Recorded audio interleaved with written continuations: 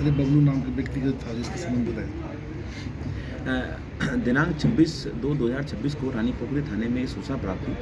सूचना में ये बताया गया कि जो धारकोट नामक स्थान है, यहाँ पर एक निर्माणाधीन भवन में कोई व्यक्ति अचेतन अवस्था में पड़ा हुआ है। मौके पर पुलिस टीम पहुंची, हमारे फील्ड की टीम पहुंची, जिसने वहाँ पर से जो एविडेंस वगैरह मिल रहे थे वो कलेक्ट किया गया और व्यक्ति के जो शव को तुरंत जो है जरीगंज हॉस्पिटल भेज दिया गया। जब उक्त व्यक्ति की शिनाख्त की तो पता चला कि जो उक्त व्यक्ति का नाम बबलू है और उसके घर वालों के नंबर, मोबाइल नंबर का जब पता किया गया तो उसके भाई प्रमोद का हमें नंबर मिला। उक्त व्यक्ति प्रमोद को तुरंत सूचित कर दिया गया उसके भाई की मृत्यु के बारे में और दिनांक 27 फरवरी 2026 को यानी कल उसका भाई जब यहाँ पहुँचा तो उसके साथ ही उस संबंधित जो मृतक व्यक्ति जिसका नाम बबलू था उसका पंचायतनामा और पोस्टमार्टम की कार्रवाई की गई।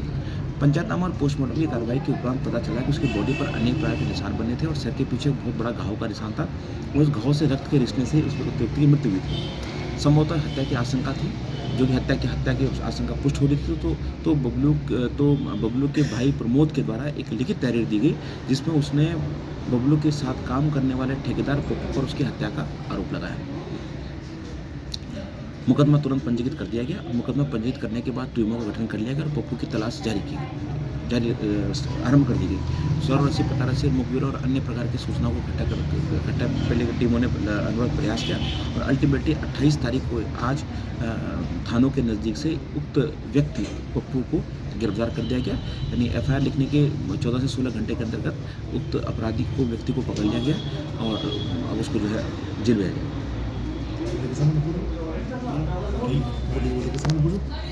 सर आगामी होली का त्यौहार है सर, पुलिस की तरफ से क्या क्या तैयारियां हैं सर? आगामी होली को लेकर के सर्कल ऋषिकेश में पुलिस के द्वारा त्रिस्तरीय तैयारियां की गई हैं। प्रथम स्तर के अंतर्गत तो पुलिस के द्वारा यातायात व्यवस्था को सुचारू बनाए रखने के लिए रूट्स वगैरह पर ट्रैफिक ड्यूटीज़ पर्याप्त मात्रा में लगाई गई हैं।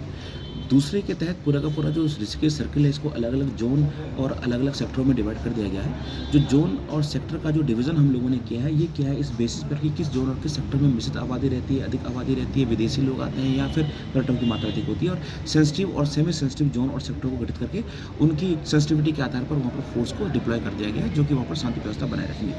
तीसरा, होली के दौरान किसी भी प्रकार की कॉन्ट्राबैंड सब्सटेंसेस, नशीले पदार्थों का किसी प्रकार से परिवहन न हो या किसी प्रकार से हुदंग मचाने वाले सामग्री का परिवहन न हो या हुदंग मचाने वाले लोगों का आगमन अधिक मात्रा में न हो, इसके लिए जगह जगह पर चेकिंग पॉइंट बनाए गए हैं और इसकी चेकिंग की जाएगी। वैसे भी आप लोगों को विदित होगा कि SSP देहरादून के निर्देशन में ऋषिकेश में 3 विशेष पॉइंट बनाए गए हैं, चेक पॉइंट्स बनाए गए हैं जहाँ पर 24 घंटे वाहनों की और व्यक्तियों की तलाशी ली जाती है। तो इन समस्त प्रयासों से हमें लगता है कि होली का जो त्यौहार है वो शांतिपूर्ण तरीके से और हर्षोल्लास के साथ पूर्ण होगा।